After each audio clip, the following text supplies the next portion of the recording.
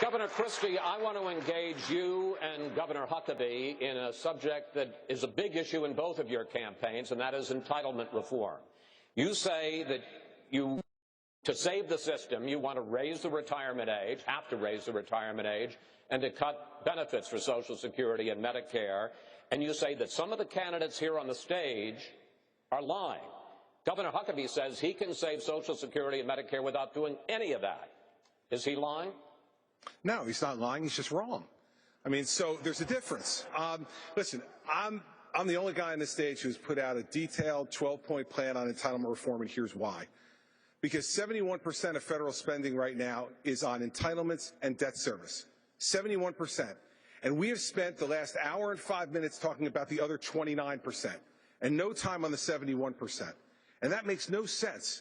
Now, let me tell you exactly what we would do on Social Security. Yes, we'd raise the retirement age 2 years and phase it in over 25 years. That means we'd raise it 1 month a year for 25 years when we're all living longer and living better lives. Secondly, we would means test Social Security for those who are making over $200,000 a year in retirement income and who have $4 to $5 million in liquid assets saved. They don't need that Social Security check. Social Security is meant to make sure that no one who's worked hard and played by the rules and paid into the system grows old in poverty in America. If we don't deal with this problem, it will bankrupt our country or lead to massive tax increases, neither one that we want in this country. Governor Huckabee, you say that changing entitlements, the kind of thing that Governor Christie is talking about, would be breaking a promise to the American people. And you say that you can keep those programs, save Social Security, save Medicare, without those kinds of reforms through a fair tax, which is a broad tax on consumption. Please explain to Governor Christie how that would work and how you could save these programs without the kind of painful reforms he says we need. Let's all be reminded, 60 million Americans, Social Security, 60 million.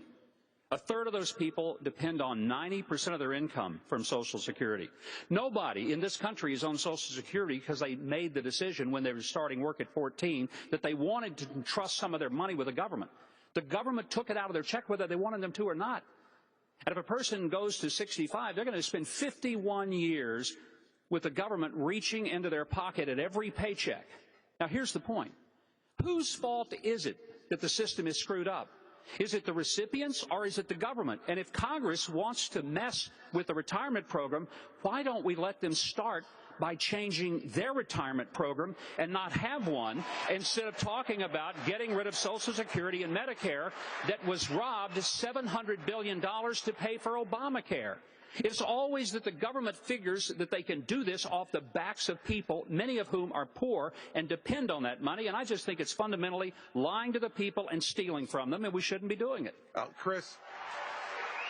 30 seconds. Yeah, sure. I don't disagree with ending Congress's retirement program. I'm a governor. I don't have a retirement program in my state, and I don't disagree with that.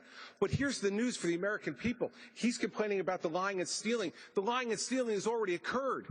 The trust fund is filled with IOUs. We can't fix the problem just by entering Congress's retirement. That's worth about this much. We need to go at the fundamental problem.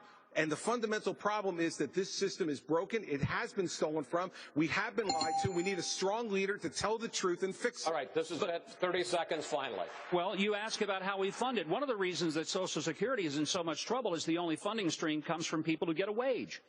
The people who get wages is declining dramatically. Most of the income in this country is made by people at the top who get dividends and capital gains. The fair tax transforms the process by which we fund Social Security and Medicare, because the money paid at consumption is paid by everybody, including illegals, prostitutes, pimps, drug dealers, all the people that are freeloading off the system now. That's why it ought to be a transformed system. All right. Enough. Mr. Trump.